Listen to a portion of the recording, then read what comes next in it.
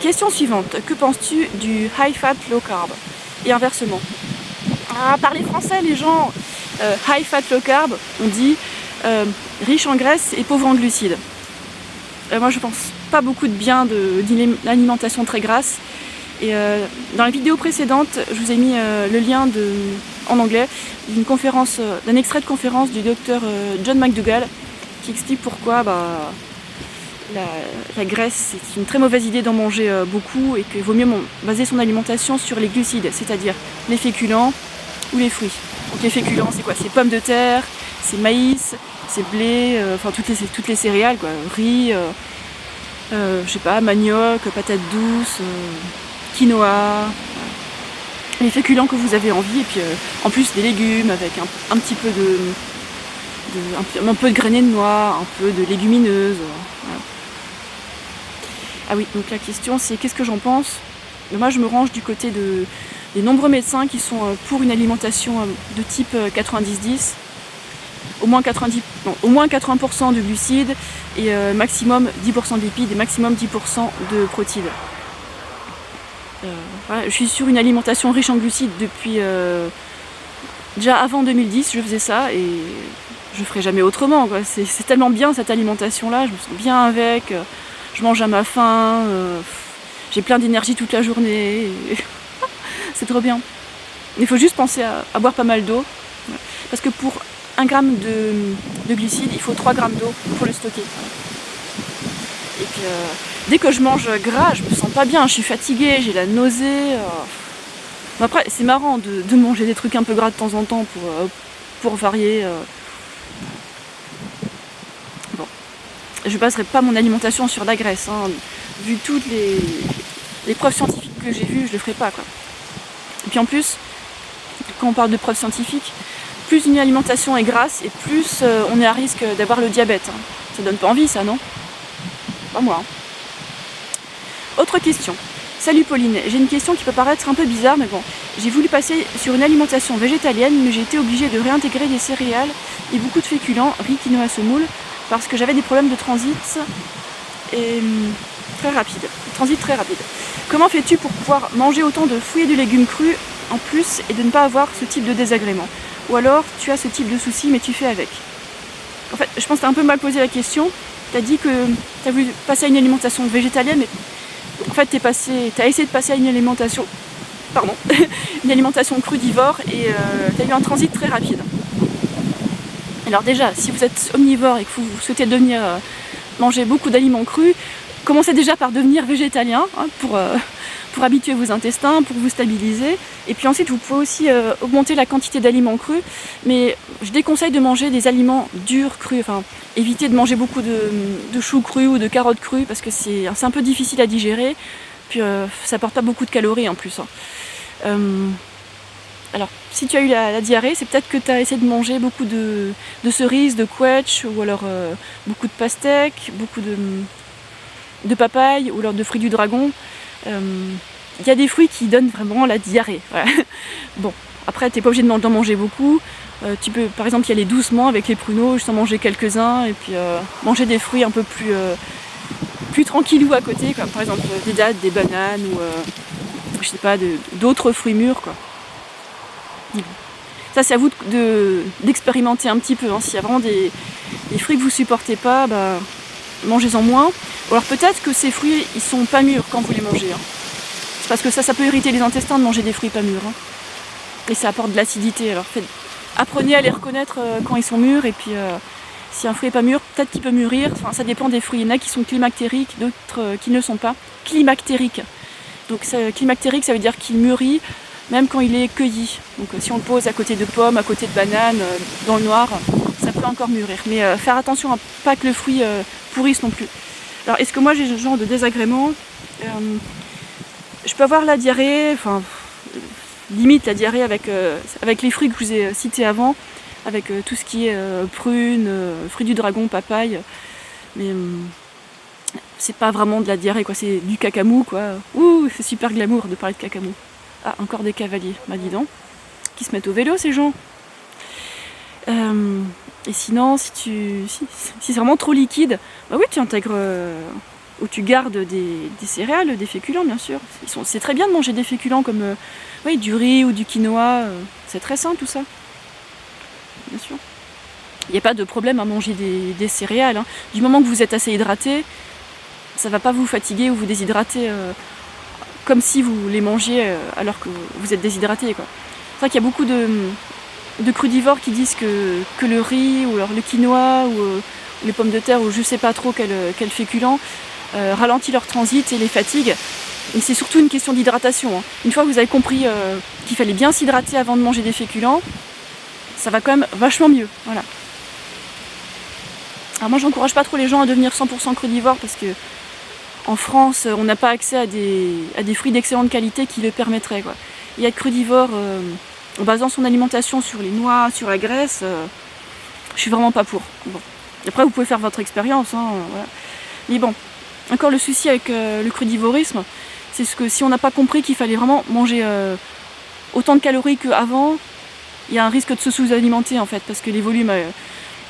si on veut manger autant de calories en mode frugivore ou crudivore que quelqu'un qui mange normalement, il va falloir manger beaucoup plus de volume, parce que les fruits, les légumes, enfin toutes les plantes sont riches en fibres et en eau. Voilà.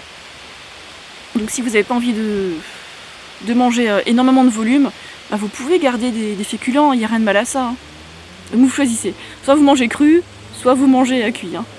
Peut-être pas trop les deux en même temps, quoi. Et si vous mangez cuit, mangez aussi une salade avant. Ça permet d'apporter plein de vitamine C et ça vous permet de vous hydrater aussi avant un repas. Après les repas de fruits, je sais que tout le monde n'est pas prêt à manger des fruits, tout le monde n'aime pas les fruits.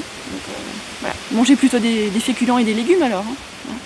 Mais si vous faites des repas de fruits, apprenez les bonnes combinaisons alimentaires, vous tapez combinaison alimentaire frugivore et vous tombez sur un de mes articles sur mon site 12 frugalités. Voilà. Donc pour manger beaucoup de fruits, pour être crudivore, il faut beaucoup de connaissances et tout, ça coûte aussi cher, donc devenez peut-être plutôt végétalien tout court et puis végétalien sain, hein. Voilà. Voilà. Et rappelez-vous surtout que vous faites ça pour l'éthique, alors pour les animaux, pour les animaux, ouais. Renseignez-vous bien sur comment faire une alimentation bien planifiée végétalienne. Voilà, comme ça, vous ne retomberez pas dans l'omnivorisme et comme ça, vous pourrez garder une démarche éthique. Voilà. Ensuite, question suivante. Coucou, je voulais savoir quelle marque d'herbe de blé tu prends. J'en sais rien du tout. Je sais pas, du moment que c'est une marque bio, c'est cool, quoi. Je fais pas trop attention aux marques des poudres que j'achète, mais quand je prends de la poudre d'herbe de blé, c'est juste pour remplacer la salade dans mes smoothies, hein. Je dis pas du tout que l'herbe de blé c'est nécessaire, hein. Après on peut prendre d'autres poudres du moment que c'est pas toxique, hein. Donc ma réponse c'est sans importance, et si c'est bio, c'est bien. Voilà. Bon, on continue les questions. Bonjour Pauline, j'avais 2 questions à te poser. Je voulais savoir tout d'abord si tu étais contre l'abattage des animaux, sans souffrance et dans de meilleures conditions, pour la nourriture de l'homme, ou contre uniquement l'abattage avec souffrance. Et enfin, je voulais savoir si, quand on est vegan, on est forcément contre l'abattage des animaux. Merci pour les réponses que tu peux m'apporter. Alors, vegan, c'est pas une religion, ça n'a rien à voir avec des considérations halal ou kasher, ça n'a rien à voir avec ça. Alors, je suis contre l'exploitation des animaux, contre l'exploitation tout court, contre toutes les sortes d'abattage, contre toutes les sortes d'élevage. Alors, il y en a qui disent qu'on peut abattre humainement, qu'on peut abattre sans souffrance.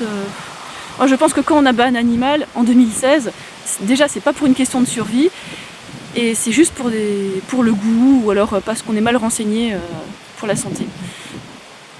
Alors, dans les abattoirs, c'est toujours moche, hein, ce qui se passe, hein. Même les abattoirs bio et tout, c'est la même misère, hein.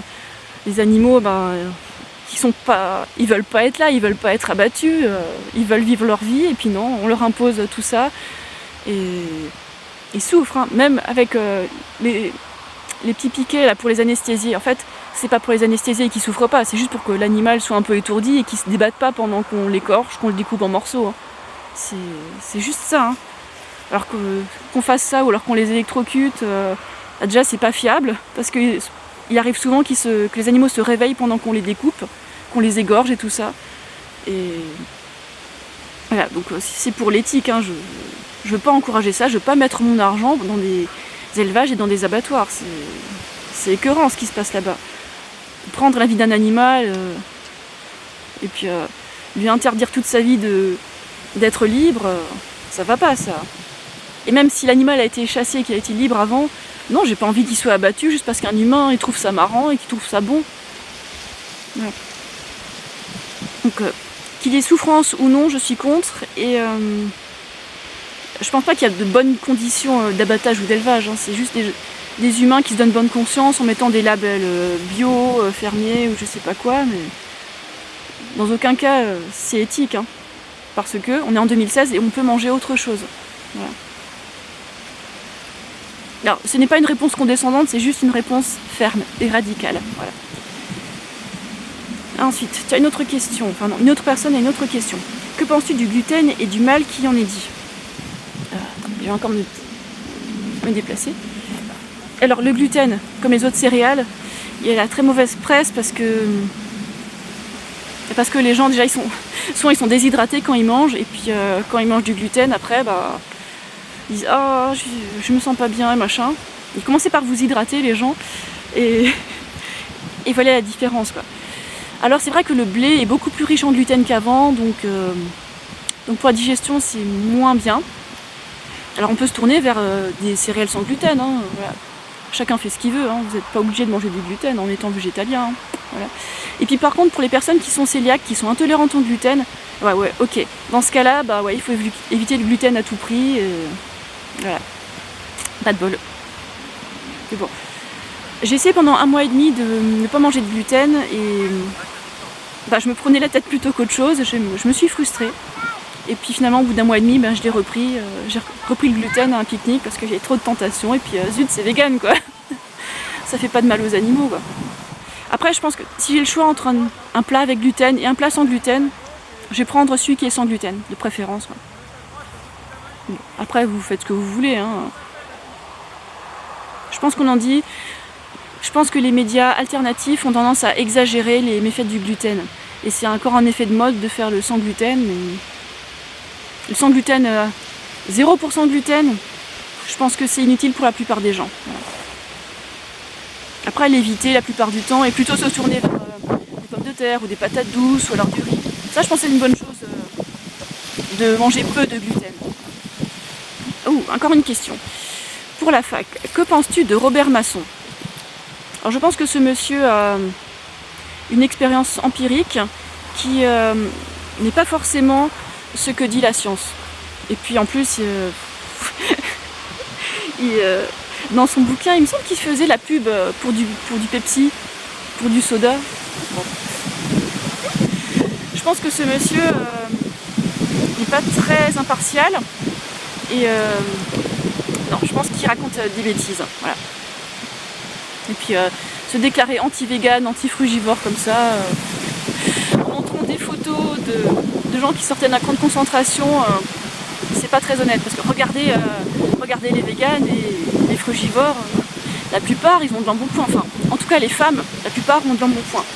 Après pour les hommes, c'est généralement pas le cas, hein. Il suffit de manger assez et puis on n'est pas tout maigre. Donc si jamais vous êtes trop maigre, mangez de la graisse, mangez de l'huile, mangez des produits gras, mais pas des produits animaux, hein. Donc mangez du gras parce que la graisse que vous mangez, c'est la graisse que vous portez. Après, si vous faites vraiment beaucoup de sport, vous allez la brûler, hein. Bon. Généralement, pour les gens qui font peu ou pas de sport, évitez la graisse et mangez plutôt des féculents, des légumes, des légumineuses, des fruits, des plantes moins grasses en général. Après, je mange aussi des trucs gras de temps en temps, mais pas trop souvent, quoi, parce que je trouve que ça n'a pas de goût. Et pour me faire manger du gras, en fait, faut que je le mélange avec d'autres ingrédients, sinon je trouve ça dégueu. Mais bon. Question suivante. Quels sont les résultats les plus rapides que tu as eu étant frugivore? Alors, à l'époque, faudrait que je fasse une vidéo carrément là-dessus sur mes débuts en tant que végétalienne et frugivore. Et à quel point j'ai maigri, donc comment ça s'est passé. Alors quand, à l'époque, j'ai eu une alimentation frugivore à 95-99%, en étant végétalienne, j'ai mangé, chaque jour je mange à peu près 5 repas, hein, 5 repas de fruits. Et c'est là que j'ai minci, j'ai maigri, alors que je faisais pas de sport. Je me déplaçais juste à pied, et puis un peu en vélo, mais sans plus, quoi. Je foutais quasiment rien, et là, j'ai maigri, quoi. en mangeant autant que de fruits que je voulais, quoi. Alors quand il y en a qui me disent que les fruits font grossir, je pense qu'en fait ils mangent des fruits en plus d'autres aliments, quoi. Donc moi ce que j'ai eu, mon expérience personnelle, sachant que j'ai jamais fait de régime restrictif avant, moi j'ai maigri en mangeant des fruits, hein. En mangeant autant de fruits que je voulais, j'ai maigri, hein. Et c'est seulement par la suite que j'ai commencé à faire du sport, quand j'ai commencé à encore augmenter les volumes et les calories. Voilà. Au début j'étais pas très musclée, mais c'est venu avec le temps, quoi. Voilà. Donc pour moi les fruits ils m'ont fait mincir, ils m'ont bien hydraté, ils m'ont donné la pêche, l'énergie, enfin que du bonheur, quoi. Et puis comme j'étais bien renseignée, je mangeais pas de fruits pas mûrs. Je mangeais pas beaucoup de fruits acides non plus, je mangeais un peu, mais en plus je basais déjà mon alimentation sur les fruits doux et les fruits semi-acides plutôt. Ouais. Ceux que j'aimais bien, je me forçais pas à manger des fruits et des légumes que j'aimais pas, hein. Alors quand je dis que je mangeais beaucoup de fruits, je mangeais aussi des légumes à côté, hein. Voilà, frugivore, ça peut pas dire juste des fruits, hein. Fruitarien, c'est seulement des fruits. Ouais. Donc je mangeais quasiment tout cru. Voilà, donc des fruits et puis des feuilles vertes surtout, mais aussi d'autres légumes. Ah, j'ai fait plein d'essais, hein. Encore une question pour la fac. Quel est ton avis sur les moustiques? Et quand elles viennent te piquer, c'est mal pour toi de les tuer pour se protéger? Alors ça, c'est mal ou pas, ça c'est à vous de voir, hein. Si c'est des animaux qui vous attaquent, bon, on pourrait dire que c'est la légitime défense, mais en fait ils sont tellement petits que bon, ce terme est discutable. Alors il y a des fois, je vois des moustiques qui me piquent et des fois je les laisse faire parce que je sais pas, j'aime bien observer. Et puis en fait quand on gratte pas pendant les 5 minutes qui suivent, le bobo ça se résorbe et puis il n'y a pas d'infection, hein. Et puis des fois j'ai pas envie de me laisser piquer, alors je pousse l'insecte comme ça, mais je l'écrase pas comme ça, quoi. J'aime pas tuer, même les insectes, hein. Et puis quand il y a des mouches qui sont perdues dans ma chambre, je leur ouvre la fenêtre et puis je les fais sortir. Et pareil quand je trouve des insectes, d'autres insectes à l'intérieur chez moi, même si c'est des araignées, ou je les fais sortir, je les mets sur une petite feuille et puis je les balance dehors, quoi. Après, quand je lave ma salade, je tue des toutes petites limaces, des toutes petites chenilles. Mais quand ils sont tout petits et que je les vois pas, à un moment, c'est plus ma faute, quoi. Voilà. Donc, quand on est vegan, à un moment, il faudrait juste recentrer le truc et être un peu réaliste. Par exemple, on écrase des insectes en marchant. Ouais, c'est inévitable. Voilà. On fait de notre mieux. Et puis, quand on parle de marcher, la route, et c'est certaines routes, certains revêtements de route qui contiennent des graisses animales. Ok. Alors par exemple, si vous êtes vegan, est-ce que vous allez éviter les routes parce qu'il y a un doute peut-être qu'elles contiennent des graisses animales? Voilà. Jusqu'où est-ce que vous avez envie de pousser le véganisme? Pour moi, le véganisme, je le pousse au point de... Je fais ce que je peux, je fais de mon mieux pour ne pas encourager, ne pas participer à l'exploitation des animaux. Voilà, c'est ça. Et si je trouve une souris chez moi, je vais pas la taper et l'écraser, je vais l'aider à sortir, quoi.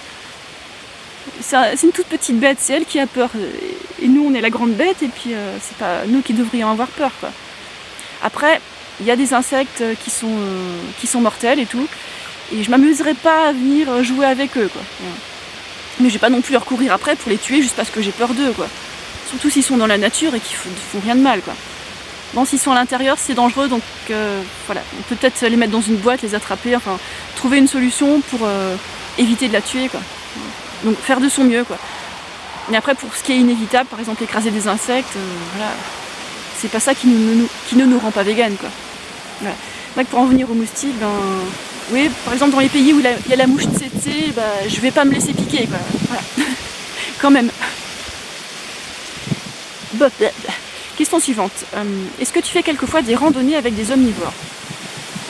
J'ai fait quelques randonnées avec le club vosgien, ouais. Donc dans ce cas-là, oui. C'est vrai que j'en fais pas très souvent. Je préfère faire des randonnées avec d'autres véganes, comme ça on se retrouve entre nous. On peut partager nos repas, c'est plus sympa, quoi. On se comprend mieux. C'est sûr, c'est normal. J'ai plutôt traîné avec des gens qui ont les mêmes passions que moi, quoi. Après, je suis pas complètement fermée. Des fois, je discute avec des omnivores, bien sûr, ça arrive.